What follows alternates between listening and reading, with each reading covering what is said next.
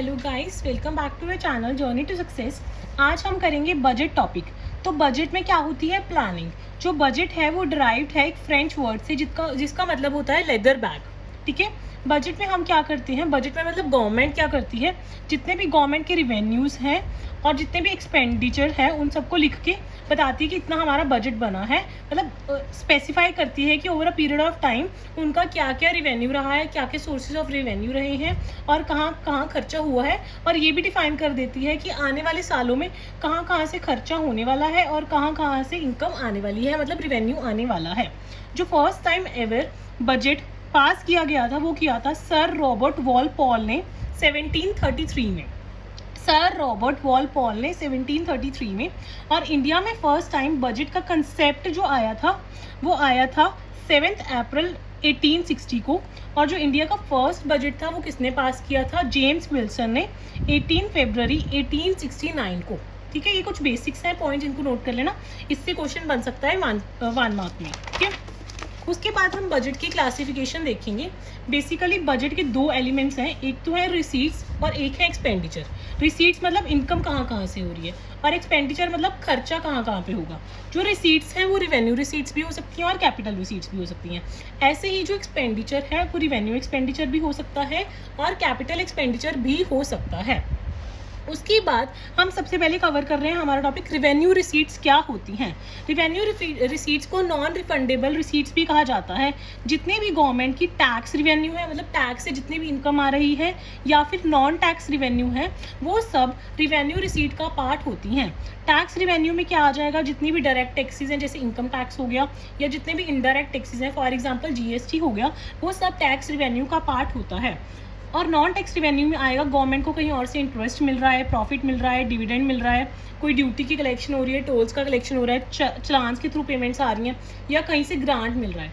Grant और loan में ये फ़र्क होता है कि लोन की हमें पेमेंट देनी पड़ती है और ग्रांट की हमें ऐसे ही फ्री में दे देते हैं हेल्प के तौर पर, तो ग्रांट को हमें रिटर्न नहीं करना होता है।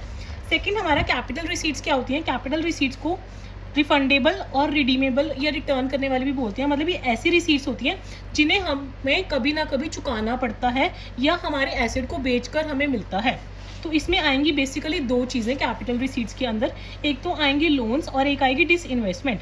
मेन कैपिटल रिसीट्स का क्या पॉइंट होता है कि कैपिटल रिसीट में या तो हमारी लायबिलिटी क्रिएट हो रही होती है या फिर हमारी एसेट डिक्रीज हो रही होती है, तभी पैसे आएंगे ना। अगर हमने कहीं से लोन लिया है तो हमारी लायबिलिटी इंक्रीज होगी, इसलिए वो हो गया कैपिटल रिसीट। या हमारी एसेट डिक्रीज होगी, जैसे गवर्नमेंट ने कोई उनकी एंटिटी थी, पब्लिक एंटिटी, उसको सेल आउट कर दे, डिसइन्वेस्टमेंट कर दी, तो उससे क्या हुआ? हमारी एसेट डिक्रीज होगी। तो ये दोनों एग्जांपल्स मेनली किसकी हैं? कैपिटल रिसीट की एग्जांपल्स हैं। अब हम आ जाते हैं एक्सपेंडिचर पार्ट पे। जैसे एक्सपेंडिचर पार्ट भी दो पार्ट्स में फर्दर डिवाइडेड है, एक तो है रिवेन्यू एक्सपेंडिचर, एक है कैपिटल एक्सपेंडिचर। जो रिवेन्यू एक्सपेंडिचर है वो ऐसे खर्चे हैं जो गवर्नमेंट की नॉर्मल फंक्शनिंग के लिए ज़रूरी होते हैं, जैसे ग्रांट्स वगैरह देनी है, इंटरेस्ट पेमेंट्स करनी है, ये सब कुछ आएगा रिवेन्यू एक्सपेंडिचर का पार्ट। अब वही कैपिटल एक्सपेंडिचर क्या होता है? कैपिटल एक्सपेंडिचर में कैपिटल रिसीट्स के बिल्कुल उल्टा होता है। इसमें क्या होता है? कैपिटल एक्सपेंडिचर में या तो एसेट्स क्रिएट होती हैं या फिर हमारी लायबिलिटीज़ रिड्यूस होती हैं। जैसे हमने for example repayment of loan किया तो वो किसका एग्जांपल है? वो कैपिटल एक्सपेंडिचर का एग्जांपल है। अभी सबसे इंपॉर्टेंट टर्म्स हम कर रहे हैं डेफिसिट और सरप्लस। डेफिसिट क्या होता है? डेफिसिट मतलब राजकोषीय घाटा, जब हमारा खर्चे ज़्यादा है, इनकम कम है। तो deficit is expenditure is more than receipt, तो deficit is expenditure minus receipt. Surplus कब होगा? जब हमारे प्रॉफिट्स में चल रहे होंगे, मतलब हमारी रिसीट्स ज़्यादा होंगी, हमारी इनकम ज़्यादा होंगी और जो हमारा एक्सपेंडिचर है वो कम होगा। तो जब भी हम सरप्लस कैलकुलेट करेंगे हम रिसीट्स में से एक्सपेंडिचर को सब्ट्रैक्ट कर देंगे। ठीक है, अब कुछ इंपॉर्टेंट टर्म्स हैं, सबसे इंपॉर्टेंट टर्म्स। तो बजटरी डेफिसिट क्या होता है? पूरे बजट का डेफिसिट क्या होता है?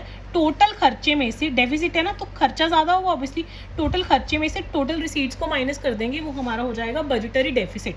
तो total expenditure minus total receipts. तो जो टोटल एक्सपेंडिचर है उसमें कैपिटल एक्सपेंडिचर भी काउंट होगा और रिवेन्यू एक्सपेंडिचर भी काउंट होगा। और जो टोटल रिसीट्स हैं उसमें हमारी कैपिटल रिसीट्स भी काउंट होंगी और हमारी रिवेन्यू रिसीट्स भी काउंट होंगी। आई होप आपको ये क्लियर हुआ होगा। नेक्स्ट हमारा है फिजिकल डेफिसिट। फिजिकल डेफिसिट क्या होता है? फिजिकल डेफिसिट है ये भी डेफिसिट, पर इसमें हम बोरोइंग्स को इंक्लूड नहीं करते हैं। जो नॉर्मल हम बजटरी डेफिसिट निकाल रहे थे उसमें से सिर्फ हम बोरोइंग्स को माइनस नहीं करते हैं। तो इसमें टोटल एक्सपेंडिचर में से टोटल रिसीट्स तो माइनस होती हैं, टोटल रिसीट्स में जो कैपिटल रिसीट्स हैं उसके अंदर जो बोरोइंग वाला पार्ट है उसको हम इंक्लूड नहीं करते हैं। ठीक है, और जो रिवेन्यू डेफिसिट है उसमें सिर्फ हम रिवेन्यू एक्सपेंडिचर और रिवेन्यू रिसीट्स देखते हैं, ठीक है। अब एक पॉइंट रह गया हमारा जो सबसे इंपॉर्टेंट है, वो है प्राइमरी डेफिसिट। प्राइमरी डेफिसिट कैसे कैलकुलेट होता है? प्राइमरी डेफिसिट में जो हमने ऊपर ही फिजिकल डेफिसिट निकाला था, जिसमें हमने एक्सक्लूड की थी बोरोइंग्स, उसमें हम नेट इंटरेस्ट लाइबिलिटीज को भी माइनस कर देते हैं। मतलब जितना भी हमारा इंटरेस्ट आ रहा है या जितना भी इंटरेस्ट हम पे कर रहे हैं, उन दोनों को हम सब्ट्रैक्ट कर देते हैं। तो ये सबसे इंपॉर्टेंट है, प्राइमरी डेफिसिट और फिजिकल डेफिसिट। फिजिकल डेफिसिट पे हम सिर्फ बोरोइंग्स को एक्सक्लूड करते हैं, और जो प्राइमरी डेफिसिट है उसमें हम क्या करते हैं कि जो फिजिकल डेफिसिट आया है उसमें से हम नेट इंटरेस्ट लाइबिलिटीज को सब्ट्रैक्ट कर देते हैं। आगे हम आगे वाला टॉपिक नेक्स्ट वीडियो के थ्रू करेंगे।